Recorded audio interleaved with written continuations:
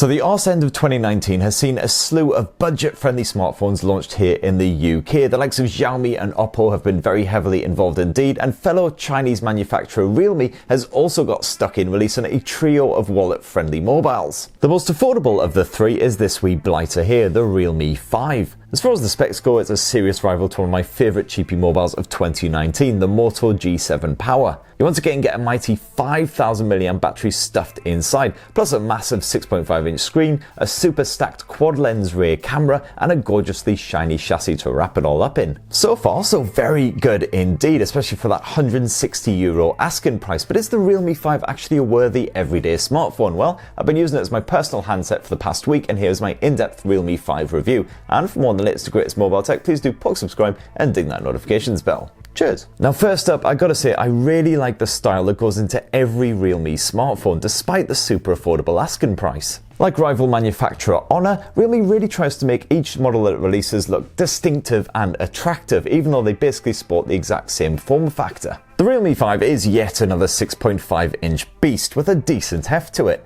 but that polycarbonate back end is brought to life with a fractured glass style finish, which sparkles in different shades as it catches the light. This here is the blue model, and you can also pick it up in purple, so it's definitely one for fans of vibrant finishes, no boring black or white here. Now, of course, because it is constructed from plastic, that sparkly arse is rather prone to scratches and scuffs. We've already got a good bit of scuffing down here in this corner here, and a few little light nicks around the other edges as well. But thankfully, you do get a condom case stuffed inside the Realme 5 box as well. Bonus free of charge little extra there, and you can slap it on if you want a bit of extra protection, although obviously it does detract somewhat from that sexy design. The display itself is well supported as well. Not only do you get a Gorilla Glass 3 coating, but that's also bolstered by a pre-installed screen protector, which so far has only picked up a couple of tiny scratches. Sadly, unlike its Full HD rivals, this is a 720p panel, so yeah, those visuals aren't quite as sharp as I'd like for such a beastly sized screen. But that said, neither are they particularly fuzzy. Colours appear quite natural, and overall it is fine for kicking back with some YouTube or Netflix. Just don't bother watching any dark or moody TV shows or movies, because you really will struggle to see what's actually going on. And technically, this display is absolutely fine. The viewing angles are strong, and on top brightness I found I could comfortably read off the panel at any time. Unfortunately, the auto brightness here on the Realme 5 isn't the most reliable. Occasionally you'll be in a pitch black room and it'll stay rooted on that top maximum retina searing level, and vice versa. Sometimes you're out in daylight and it goes down to the minimum. You can't see what the hell's going on. It doesn't happen very often, but when it does, it's bloody annoying. And yes, there is a notch of sorts, but it's barely the size of a teenager's pimple. It certainly didn't bother me at any point, even when watching stuff full screen. The audio setup isn't anything particularly to scream about here on the Realme 5. It's a basic mono speaker setup, no stereo speaker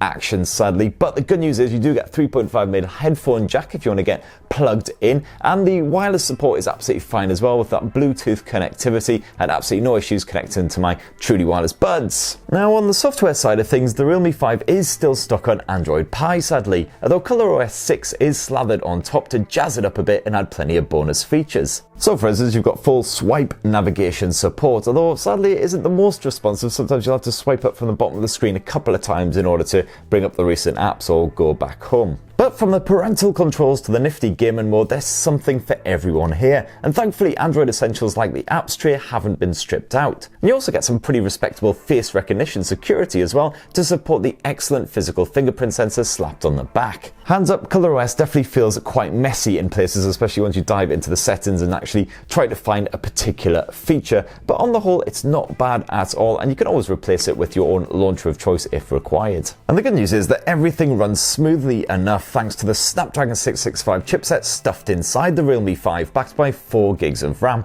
Definitely an impressive set of specs for under 200 quid. I was rarely bothered by any undue pauses or stutters as I swapped between apps, and even games like PUBG Mobile play with a perfectly respectable frame rate over an hour-long session, as long as you keep the detail levels on the lowest settings of course. And as mentioned before, there's a proper gamer tool built into the Realme 5 which can help to block out notifications, record your gaming session, and get you to the very top of your game. But one of the definitive highlights of the Realme 5 is definitely the battery life. Not exactly a massive shocker considering the absolutely flipping huge 5000 mAh cells stuffed inside this thing. Even when I'm constantly Skyping, sat-naving, media streaming, using the camera, all that shenanigans, I comfortably make make it through 2 full days on a single charge. And if you're a bit more restrained, just simply checking emails and browsing the web, then you can add an extra day on top of that, basically. However, Realme has committed a cardinal sin here by subjecting us to that god-awful micro USB nonsense that by now really should be well and truly deceased. I mean, honestly, it's almost 2020, people. This thing, it just makes my soul ache. Anywho, moving swiftly on, let's check out the camera tech, and the Realme 5 certainly boasts more lenses than pretty much any of its budget rivals. That 12 megapixel primary shooter is joined by an 8 megapixel wide angle snapper,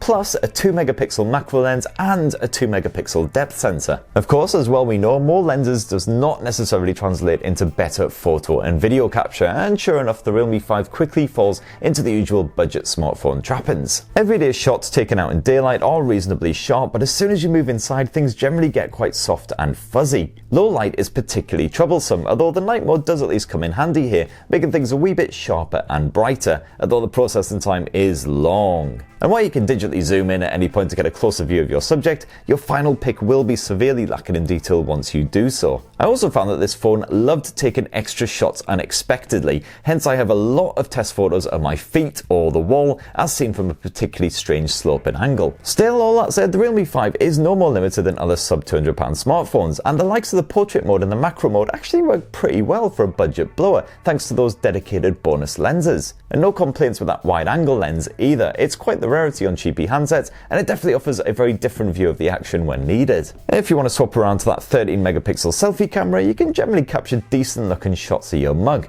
as long as you're not snapping against a super bright background. And as for video, you can also capture up to 4K resolution footage, and the Realme 5 is pretty good for simple home movies, capturing plenty of detail at that Ultra HD level, as well as the surrounding audio in a crisp and clear fashion. And that right there is my full review of the Realme 5 budget-friendly smartphone. Definitely for that sub £200 price point, it's one of the best offerings of 2019. Definitely a strong rival to the likes of the Moto G7 Power, especially if you're not entirely sold on just a stock Android experience. But what do you think of the Realme 5, and have you actually been using it, or perhaps one of the other ones as well, the 5S or the 5 Pro, which I'm also hoping to cover very shortly indeed. Please definitely leave your own mini reviews down in the comments below. Let me know what you're thinking, and stay tuned for a full comparison of all the best budget smartphones under £200, under £300, and the best camera phones on a budget as well, which is all coming very shortly indeed. Thanks for watching, everyone. I love you guys. Don't forget to poke, subscribe, ding that notifications bell, and have yourselves a bloody lovely week. Cheers.